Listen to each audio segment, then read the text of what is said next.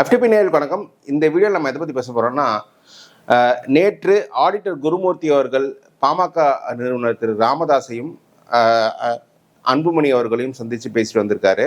அவர் வெளில பேசிட்டு வரும்போது இது அரசியல் ரீதியாக சந்திப்பு, நட்பு ரீதியாக சந்திப்புன்னு சொல்கிறாங்க. பட் ஆனால் நம்ம பார்க்குறவங்க எல்லாருக்குமே தெரியும், அது அரசியல் ரீதியான சந்திப்பு தான். நம்ம பாமகவில் நடக்கும் குழப்பங்கள் என்னன்னு நமக்கு தெரிஞ்சது தான். லாஸ்ட் 1 வீக்காக ராமதாஸ் அவர்களும் அன்புமணி அவர்களும் ஒருத்தர் மாறி மாறி குற்றச்சாட்டு வச்சுட்டு இருக்காங்க, ஒருத்தர் மீது ஒருத்தர். பாமக என்ற கட்சி இப்போ உடையும் தருவாயில் இருக்கு.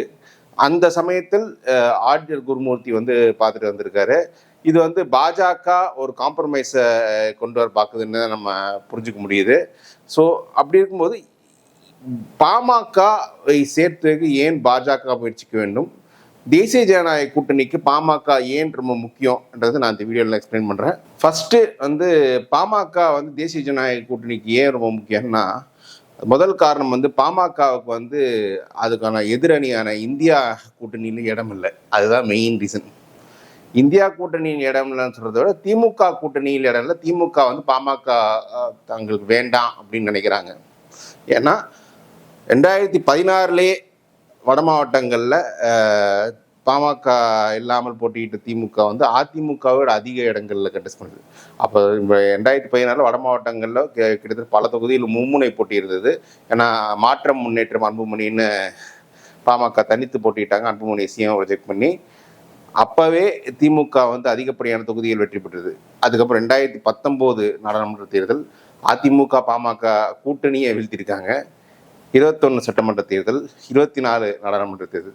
ஸோ ஒரு 4 தேர்தல்களாக பாமக இல்லாமல் வட மாவட்டங்களில் பெருவாரியான தொகுதிகளை திமுக வெற்றி பெற்றுச்சு. ஸோ அப்படி இருக்கும்போது திமுக பாமக தங்களுக்கு தேவையில்லை, வந்தாலும் அவங்க அதிகப்படியான தொகுதிகள் கேட்பாங்க, அதை நம்ம கொடுக்க முடியாது. அதிகபட்சம் திமுக எங்கே பாமக தேவைன்னா சேலம், தருமபுரி மாவட்டங்களில் அவங்க தோற்று போன இடம் 2021 தோற்று போன இடத்துல பாமக தேவைன்னு நினைக்கலாம். பட் அதுக்காக பாமக 20-30 தொகுதி கேட்பாங்க, அது கொடுக்க முடியாதுன்னு அவங்க நினைக்கிறாங்க. ஸோ அப்படி இருக்கும்போது ஒரு ஆப்ஷன் க்ளோஸ்டு. ஸோ ஆட்டோமேட்டிக்காக பாமக அதுக்கான இன்னொரு அணியில் தான் இப்போ சேரணும். இப்போ எதிர் அணி தான் இப்போ கட்டப்பட்டு வந்துருக்கு. இப்போ போன மாதம் தான் அதிமுக பாஜக கூட்டணி கன்ஃபார்ம் ஆச்சு. அந்த கூட்டணியில் 3வது முக்கியமான கட்சியை யார் வரப்போகுது அப்படின்ற மாதிரி பேச்சுவார்த்தை இருக்கும்போது பாமக தான் 3வது கட்சின்னு சொல்ல மாட்டேன். பாமக ஒரு 4வது கட்சியாக அது பாமக வரக்கூடிய சூழல் இருக்குது. ஏன்னா பாமக இந்த ஸ்பிரிட்டு மட்டும் வரேன்னா பாமக கிட்ட இன்னும் பொறுமையாக தான் அதிமுக பாஜக அப்ரோச் பண்ணியிருப்பாங்க. பட் இந்த ஸ்பிரிட்டு வந்ததாலே ஒரு பெரிய ஒரு சலசலப்பு அதிமுகவுக்குள்ளேயே பெரிய சலசலப்பு வந்திருக்கு. ஏன்னா பிப்ரவரி மாதத்தில்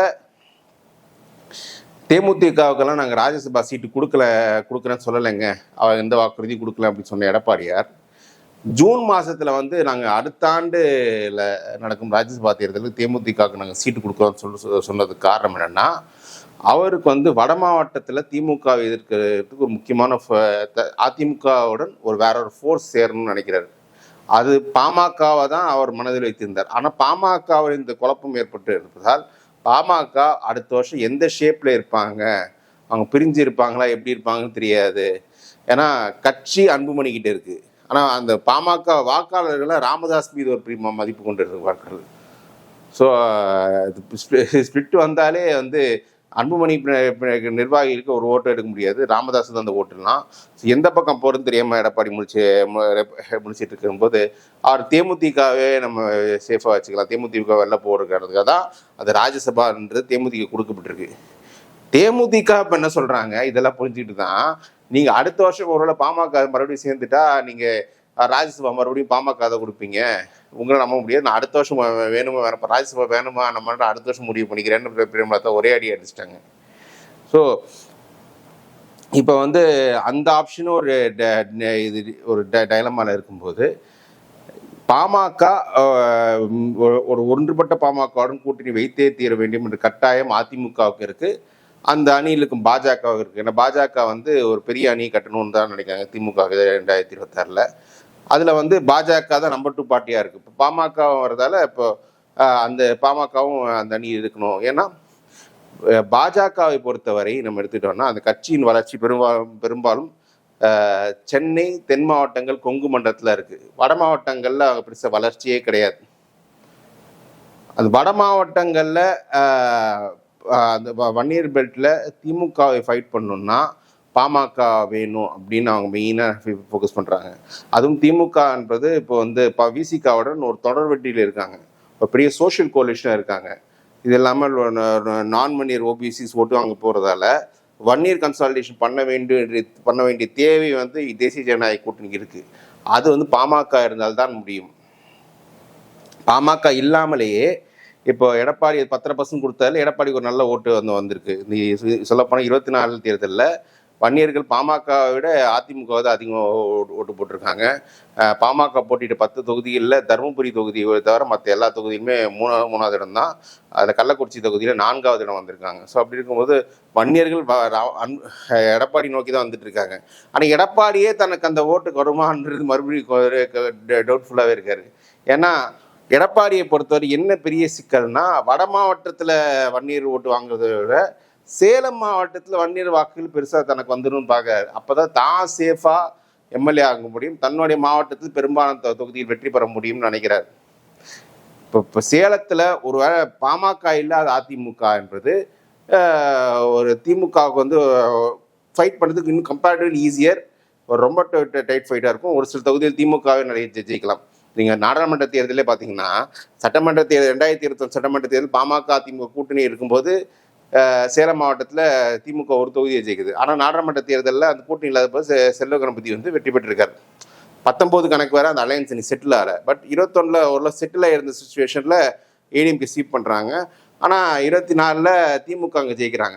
நாளைக்கு வந்து பாமக அலையன்ஸ் வரலன்னா 24 வந்ததுன்னா எடப்பாடிக்கு பெரிய சிக்கலாகிடும். இதை விட ஒரு படி மேல் பண்ணனா எடப்பாடி தொகுதியிலே எடப்பாடி சிக்கலை வரும். திமுக ஒரு பவர்ஃபுல்லான வன்னியர் கேண்டிடேட் அவங்க எடப்பாடி தொகுதியிலே ஃபீல் பண்ணனா எடப்பாடி தொகுதியிலே சிக்கல் வரும். இதனால சேலம் மாவட்டத்தில் தான் கம்ஃபர்டபுளாக இருக்கிறதுக்கு, ஏன்னா ஒரு பாமக தேவைன்னு நினைக்கிறாரு. இது சேலத்தில் எடப்பாடி கம்ஃபர்டபுளாக இருந்தால் தான் அவரால் தமிழ்நாடு முழுக்க போய் பிரச்சாரம் பண்ண முடியும். இதில் ரொம்ப தெளிவாக இருக்குது. சேலத்திலே அவருக்கு பெரிய சிக்கலை ஏற்பட்டுச்சுன்னா மற்ற இடங்களுக்கு பிரச்சாரம் பண்ண முடியாது. அது மட்டும் இல்லை, அதிமுக பல வன்னியர் தலைவர்கள், அதிமுக இருக்கும் மற்ற வன்னியர் தலைவர்கள் கேபி முனுசாமி ஆகட்டும், சி.வி. சண்முகம் ஆகட்டும், இவங்கெல்லாம் பாமக கூட்டணி வேண்டும்னு நினைக்கிறாங்க. பாஜகவை பொறுத்தவரை இப்போ வந்து வட மாவட்டத்தில் பாஜக லாங் டேர்மில் வளர்கிறதுக்கு ஒரு அலை வேணும், அது பாமக தான் இருக்கும்னு போயிட்டேன்னா ஆப்போசிட் ஓட்டு விசிகா ஓட்டு வந்து அங்கே அந்த சோஷியல் பேஸ் வந்து பாஜகவை ஏற்றுக்கொள்ளாத சோஷியல் பேஸ். ஸோ பாமக ஓரியன்ட் வன்னியர் ஓட்டு தான் தன் பக்கம் இருக்கிறது எனக்கு சாதகமாக இருக்கும் அப்படின்னு நினைக்கிறாங்க. அதனால தான் ராமதாஸ் வந்து ஜெய் ஸ்ரீராம் கோஷமுட்டிய வாசலில் வெயிட் பண்ணாங்க சொல்லி கிண்டல் பண்ணப்புறம் ராமதாஸ் வேணும்னு நிற்கிறாங்க. இது எல்லாத்துக்கும் மேலாக பாமக பிளவு என்பது வன்னியர் அரசியலே ஒரு பெரிய சிக்கலை ஏற்படுத்தும். ஏன்னா பாமகவின் இன்றி தான் வன்னியர்களுக்கு எழுச்சிக்கு ஒரு பெரிய காரணமாக இருந்துச்சு. ஏன்னா பாமக வருவதற்கு முன்னாடி வன்னியர்களுக்கு வந்து அதிமுக பெரிய சீட்லாம் அங்கே கொடுக்க மாட்டாங்க. திமுகவில் ஒரு காலத்தில் வன்னியர் சீட்டு கொடுத்துட்டு இருந்தாங்க. பட் ஆனால் திமுக தொடர் தோல்வியில் இருந்தாங்க. எம்ஜிஆர் பெருசு சீட்டு கொடுக்கல. ஆனால் ராமதாஸ் வந்த பிறகுதான், ராமதாஸ் இருக்கும் அணியில் பாமகவில் வன்னியர்கள் இருப்பாங்க, கூட்டணி கட்சியில் வன்னியர் இருப்பாங்க.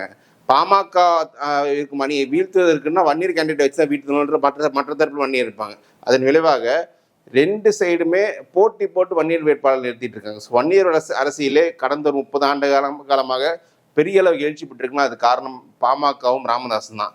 அந்த பாமக இன்னைக்கு பிளவுபட்டாருன்னா அது வேறொரு சக்திகள் அந்த ஸ்பேஸில் வளரும்.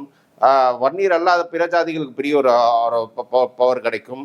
அதில் வந்து வன்னியர்கள் மாதிரி செய்யப்பட வாய்ப்பும் இருக்குது. அந்த ஒரு சிக்கல் இருப்பதால் தான் பாமக இன்னைக்கு ஒன்றுபட்ட பாமக வேண்டும். அன்புமணிக்கும் ராமதாஸும் ஒரு காம்ப்ரமைஸ் சீக்கிரம் நடந்தே தீரணும். அப்போதான் அதுதான் 26 அரசியல் மட்டும் இல்லை, லாங் டேர்ம் அரசியலுக்கும் அதுதான் நல்லது. ஏன்னால் திமுக தலைவர் ஸ்டாலின் வந்து தெளிவாக தமிழ்நாட்டில் என்ன அரசியல் நடக்குதுன்னு சொல்லிட்டாரு. இங்கே வந்து திமுக அதிமுக பாலிடிக்ஸ் கிடையாது, India versus NDA politics. India கூட்டணி வந்து ஒரு ஒற்றுமையாக பலமாக இருக்குது. இப்போ அந்த அணியில் கமல்ஹாசன் இன்னைக்கு ராஜ்யசபா வாங்கியிருக்காரு. தேமுதிகவும் அந்த அணியில் வர்ற மாதிரி சிக்னல் டாக்ஸ் போயிட்டு இருக்கு.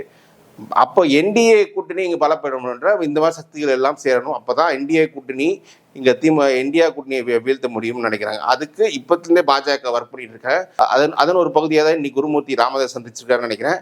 எது எப்படி இருந்தாலும் வரும் நாட்களில் தெரியும் எப்படி இந்த பாமக அரசியல் போகும்ன்றது. பாமகன்றது ஒரு ரூரல் பேஸ் பார்ட்டி. அந்த வன்னியர் மக்களுக்காக பல இடங்கள்ல அந்த கட்சி இன்னும் இருக்கு. இப்போ அது வன்னியர் மக்கள் அந்த கட்சியால் பல பலன் பெற்றிருக்காங்க. அந்த கட்சிக்கு ஒரு பாதிப்பும் இல்லாமல் அது உயிர்ப்படும் இருக்க வேண்டும் தான் நான் நினைக்கிறேன். வேறொரு வீடியோவில் நம்ம மறுபடியும் மீட் பண்ணலாம்.